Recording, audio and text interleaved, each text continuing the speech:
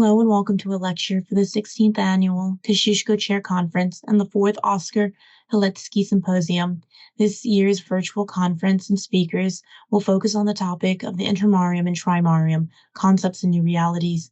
Today's joint virtual symposium is organized by the Institute of World Politics and the Oskar Halecki Institute in commemoration of the 50th anniversary of the passing away of Professor Oskar Halecki. For those who are new, IWP is a graduate school of national security, intelligence, and international affairs. We offer a doctoral program, 7 master's degree programs, including 2 online MAs and 18 certificates of graduate studies. For those who are interested in learning more about us, please visit us at iwp.edu.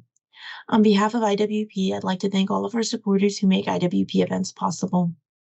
Today we'll be hearing from Professor Andrzej Nowak.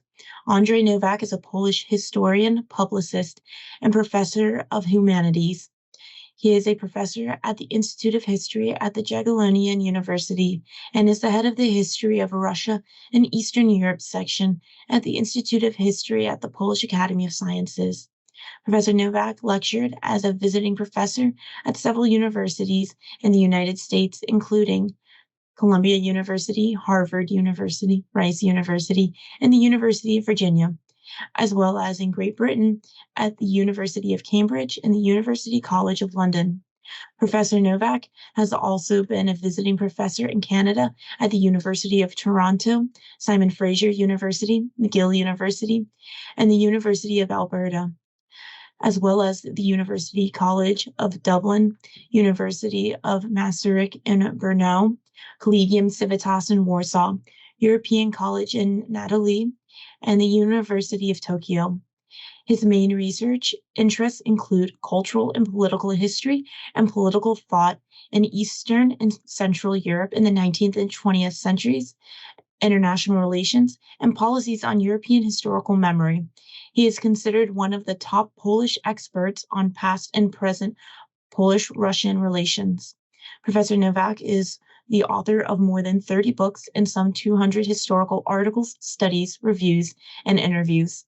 He is a member of the European Network of Remembrance and Solidarity Academic Council, as well as the Institute of National Remembrance Council and the National Development Council nominated by the President of Poland. Please welcome Professor Andrzej Nowak.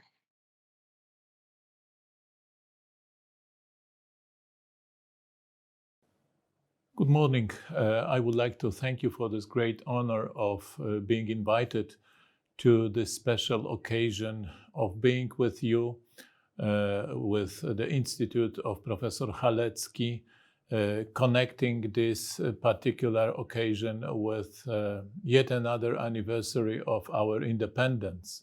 And what makes this honor even more challenging, so to speak, is the fact that independence is again at stake in our history. That's why these recollections of Professor Halecki concepts dealing with the idea of independence, not just of Poland, but of the whole region of East Central Europe, as he called it, are again, so to speak, very actual, very important to understand and to be rethought. I intend to present very briefly the way which Oskar Halecki took to to develop his idea of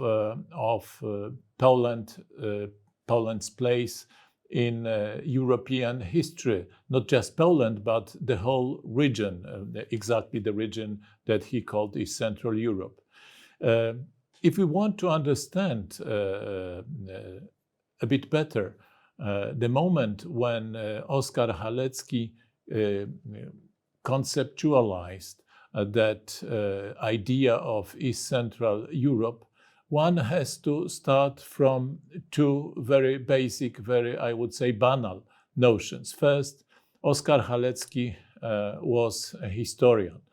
And the second, Oskar Halecki belonged to a generation that could call himself or itself, the happiest generation in Polish history, the generation of those who not only fought for independence after more than 1 century of partitions, but regained that independence and was happy organizing that independence after 1918.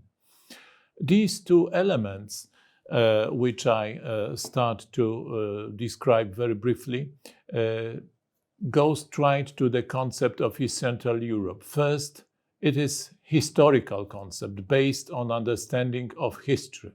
Second element is connected with something that we could call a bit more optimistic vision of this particular Polish experience, East Central European experience with history, at least such a perspective in which element of hope is visible and strong against all odds.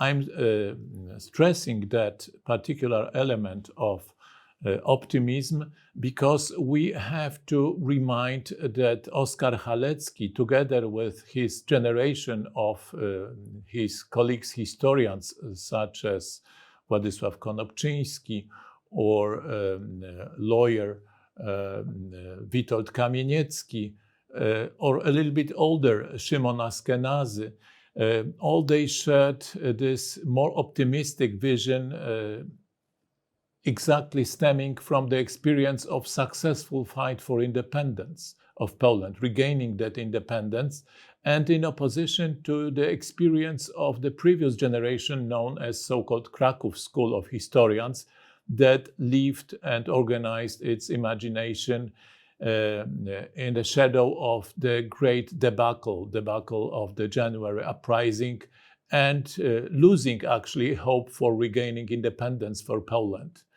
So this new generation, as represented by Oskar Halecki, experiencing the rebirth of Poland, 1918, wanted also to see that particular region where Poland regained its place in the broader context of European history, and to regain, so to speak, the place of that particular region and of Poland in particular in European historical imagination, as opposed to this tradition from 18th to 19th century where there was no East Central Europe, only 3 aggressive empires dividing these territories: Habsburg monarchy, Russian Muscovite Empire, then St. Petersburg Empire, and Hohenzollern Prussia, then Second Reich. These 3 empires disappeared by 1918, but tradition of thinking about Europe as predominantly Western Europe and without East Central European countries as being traditionally in these 2 centuries under the so to speak, control of these 3 Eastern European empires was something to be tackled with, to be changed, to be somehow reconceptualized. And Halecki had to deal not just with these layers of stereotypes, layers of historical experiences that, so to speak, formed a vision of East Central Europe as non-existing, as belonging exclusively to a group of empires or to one dominant empire, be it Russian or German. Another aspect of forming this idea of East Central Europe was connected with the real danger of renewed imperialism, be it from the East in the Soviet Russian new version or renewed version, and on the West from German post-Versailles revisionism.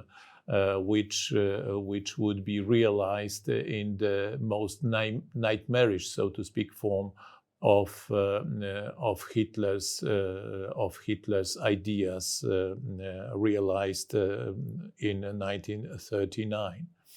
So, in order to answer these dangers and these traditions of forgetting about the region where Poland found itself again on the map,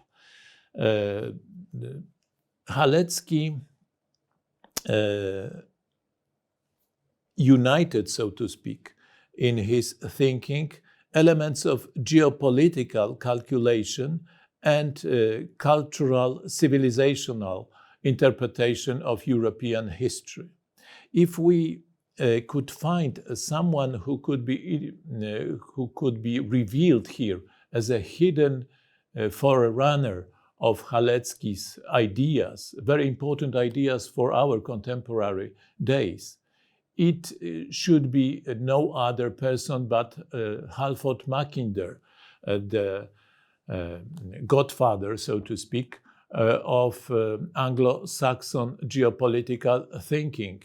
This geographer from London wrote and published in 1919 a very interesting book, now finding again fame in the beginning of the 21st century.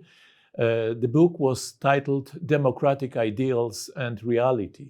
In that book, not only Mackinder coined that idea that whoever rules Eastern Europe rules the heartland, and whoever rules the heartland rules the world island, that is Africa, Asia, and Europe, and whoever rules the world island rules the world. So this particular geopolitical equation, stressing the importance of Eastern Europe, was connected with a much more particular vision of the importance of the group of countries regaining independence after 1918, which was called by Mackinder the middle tier of states stretching from Estonia, Latvia, through Poland and Czechoslovakia as two key elements of this system, all the way down, or rather south, through Hungary, Romania, Yugoslavia to Greece.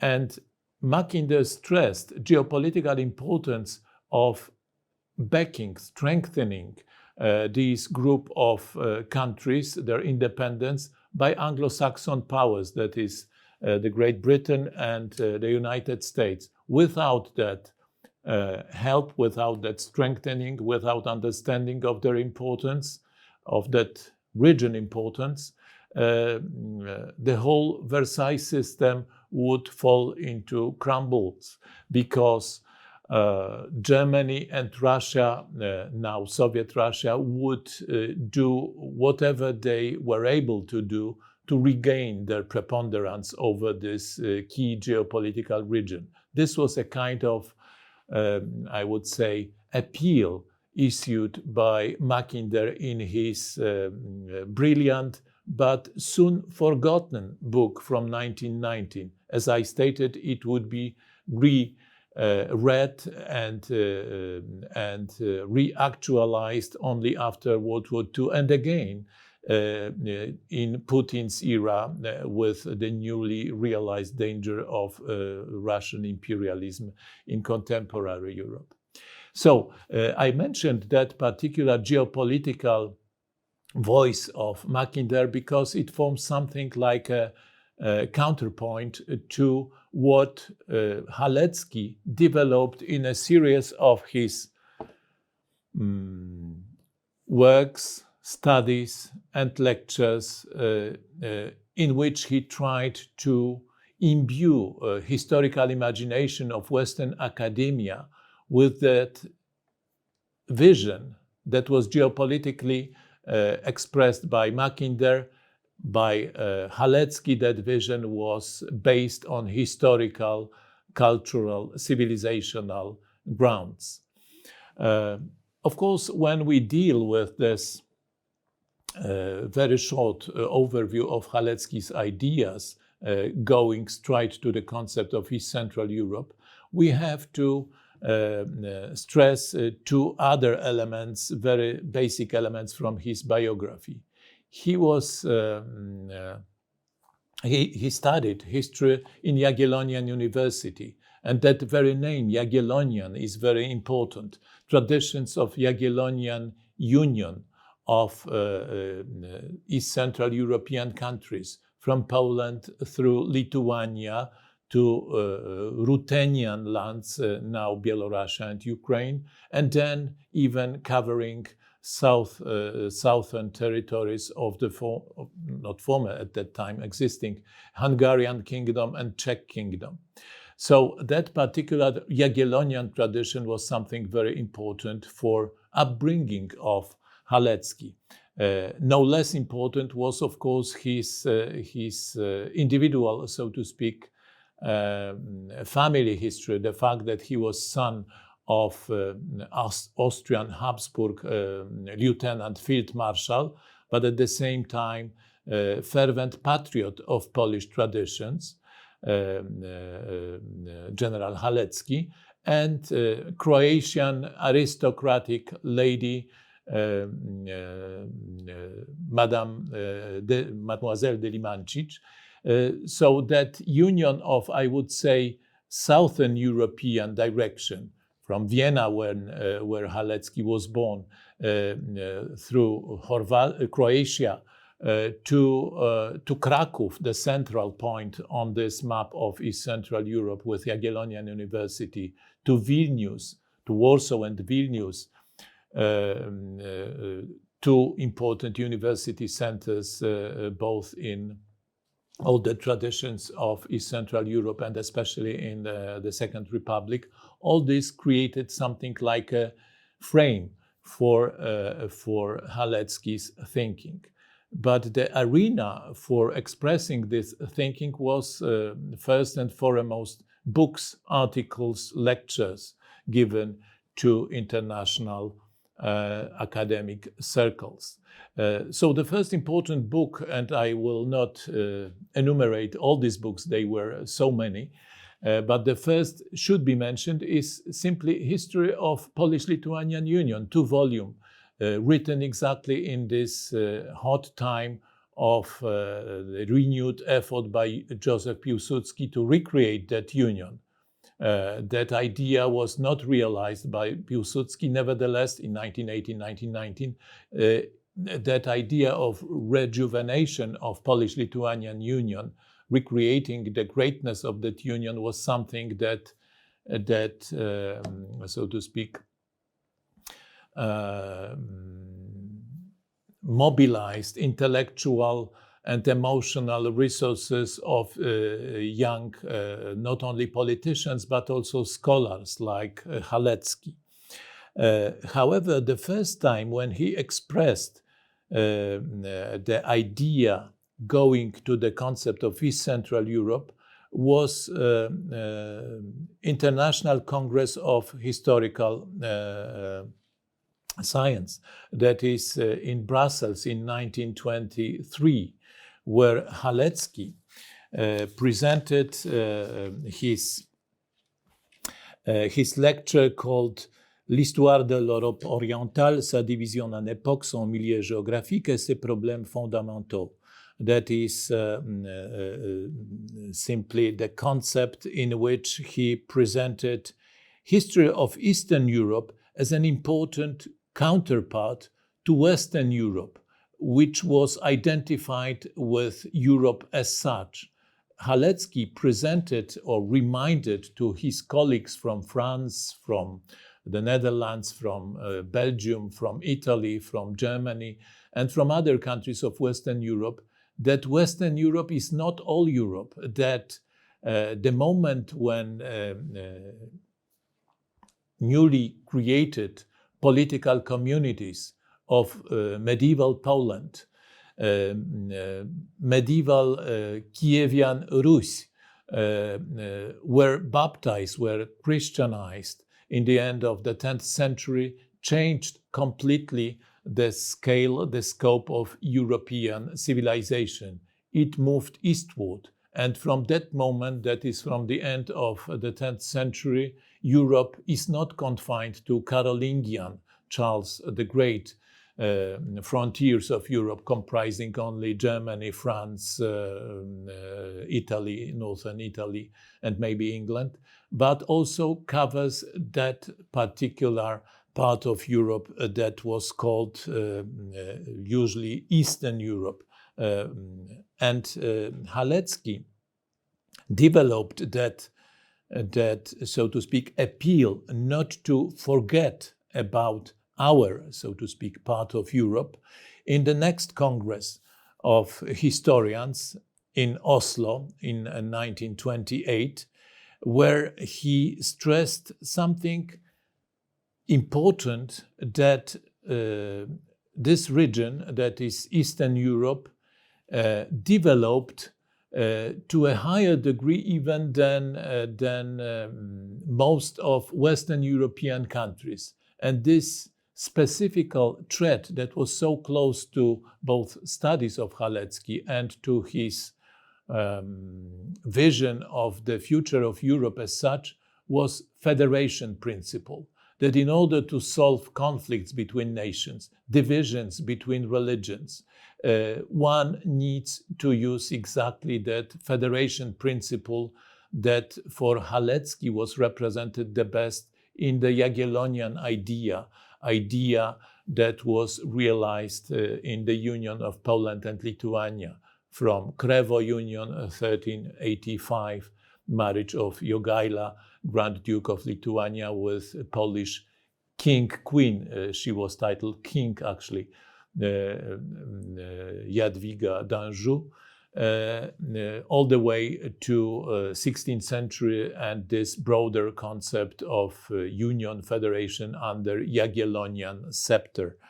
That particular idea that Halecki presented very effectively, very, so to speak, rhetorically effectively in these two congresses in Brussels and in Oslo, were accompanied by efforts of his colleagues, such as Marceli Handelsman from Warsaw University, who presented also the idea of importance to introduce to Europe the Slavonic Lithuanian world alongside to the Latin Germanic one. That particular vision Handelsman presented also at Brussels Congress.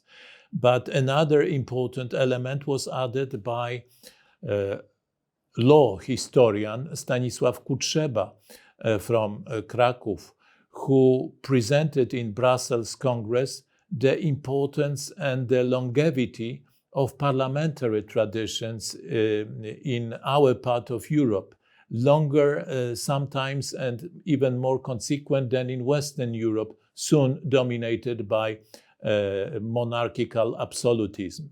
So these elements, so to speak, linked the idea of Eastern Europe not only with the appeal not to forget that these countries belong from the 10th century to a common adventure of European culture, but also in Halecki and his colleagues' interpretation, that particular part of Europe added something important, or so to speak, revealed to an interesting degree something important from European traditions. That is the concept of union, federation, and concepts of republican parliamentarianism. The civilization, so to speak, of freedom is something that Halecki wanted to stress as an element important in the definition of East Central Europe. However, he was countered in the next Congress of Historians that happened to be organized in Warsaw in 1933, the fateful year of Hitler's coming to power. Halecki was countered by a Czech historian, Jaroslav Bidlo, who wanted to stress that if one considers Eastern Europe, this part of Europe, in comparison with the West, one has to use the concept of religion, that is Eastern Orthodoxy, Byzantine tradition. It is the only defining element of Eastern Europe. And that particular vision was something completely alien to Halecki. This is important to stress, that controversy between Bydło and him, because concept of Halecki, the concept of East Central Europe, is exactly the concept of overcoming divisions between religions, between denomination, Eastern Orthodox and Roman Catholic, or further Protestant, and organizing a system of tolerant, unifying civilization of different denominations, of different peoples, of different origins, not only Slavic, not only Eastern Orthodox. That particular element was exactly present in Halecki's stress on federation, on union, on parliamentarianism as experiences strongly revealed in medieval and early modern history of Eastern Europe. But then comes, of course, the moment when Eastern Europe is dominated by aggressive empires from 17th, 16th centuries, from the Ottoman Empire, Hungarian kingdom disappears, then Austrian Empire takes over part of Hungarian kingdom and all of Czech kingdom, and foremost importance is given to Moscow imperialism developing from 16th century and overtaking Eastern Europe in from the second half of 17th century. And this is exactly that leads to the situation in which Halecki and his country found themselves from 1939, the moment when Poland was once again erased from the map by the aggression of two extremely totalitarian regimes, Stalin's Soviet Union and Hitler's Germany. And Halecki, founding itself in New York, in new emigration, so to speak, started, so to speak, a series of articles, presentations, in which he presented the idea of East Central Europe in a new light, so to speak, not only of these older traditions that make this region an important part of European experience, political experience with union, federation, parliamentarianism, but also, and now maybe even in the first place, the experience of foreign aggression, imperial aggression, against which countries of this region, just like in Mackinder vision, try to oppose, try to organize themselves to fight against this imperialism, stemming usually from Russia or from Germany. And now, to the end, I want to quote a few passages from these little-known articles of Halecki, instead of presenting his very well-known and frequently reiterated main book, The Limits and Divisions of European History, the main book in which he presented in 1950 his idea of East Central Europe, and then continued in his next book from 1952. So, with these few quotations from articles written during the war and right after the war, I want to end my presentation with something like a summary given by Halecki himself, summary of his idea of East Central Europe. First, let me quote his article, The Problem of Self-Determinism, published in Proceedings of the American Philosophical Society in August 1943. This is exactly after tragic death of General Sikorski, after the revelation of Katyn massacre and cynical game of Stalin, using that crime, his own crime, to so to speak, cut Polish legal government from a possibility of regaining effective power in Poland after the war.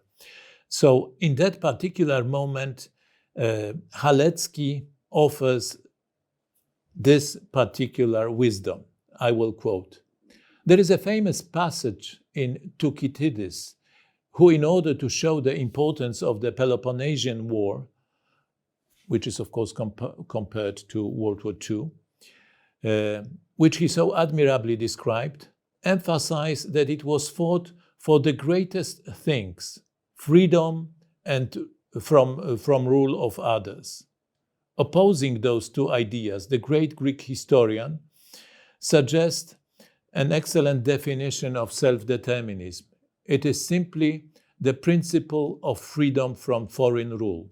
This is exactly what Halecki wanted to strengthen, to stress.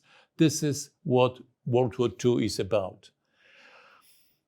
When the last of these empires of antiquity, the Roman one, was transferred to the Germans and became the medieval Roman Empire of the German nation, the resistance of almost all other European countries against its claims of supremacy was already much more akin to what we now call self-determinism. So resistance against the temptation of introducing empire in Europe is something that stresses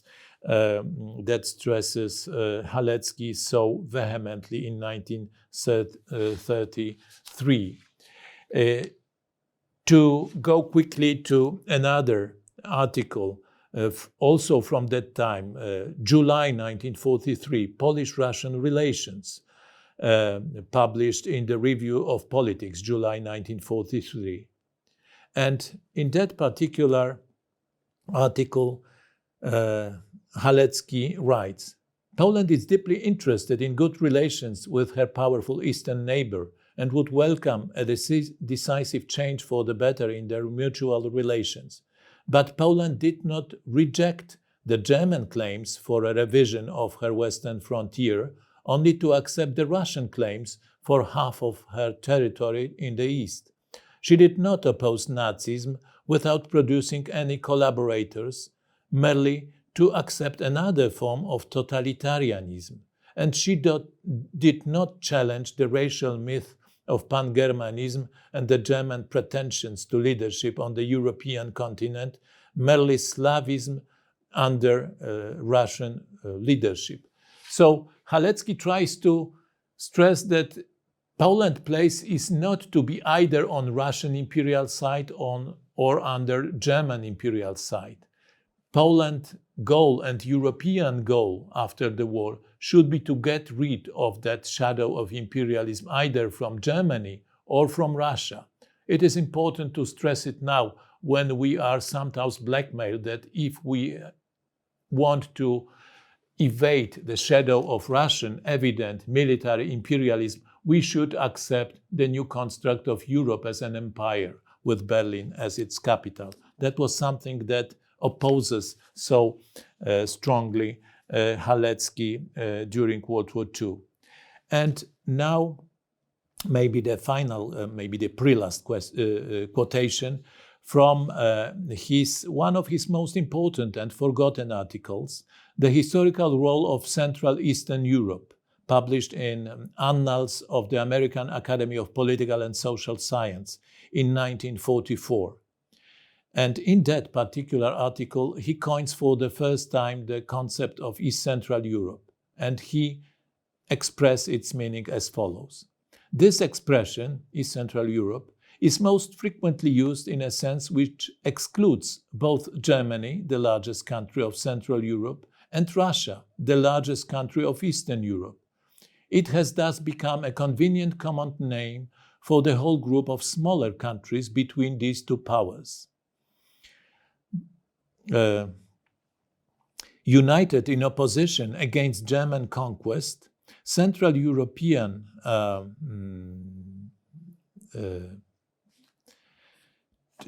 part of Europe constitutes Central Eastern Europe has never been and probably never be so closely unified as in this opposition against imperialism either from the West or from the East. It is composed of more than a dozen different nations. What these nations all have in common, in spite of a great variety of origin, but as a consequence of similar experiences, is an unlimited devotion to the ideal of freedom and independence. They want to be included into the Atlantic community, which is not a geographical expression, but a spiritual conception, and both a product of world history and the main pillar of a better world order in the future." Unquote. This was the hope of Halecki, the hope with which he formulated the idea of East Central Europe, defended it to the last days of his life, and he would defend and define that particular experience and that particular need for our part of Europe in the year that we meet and we celebrate regained independence. Thank you.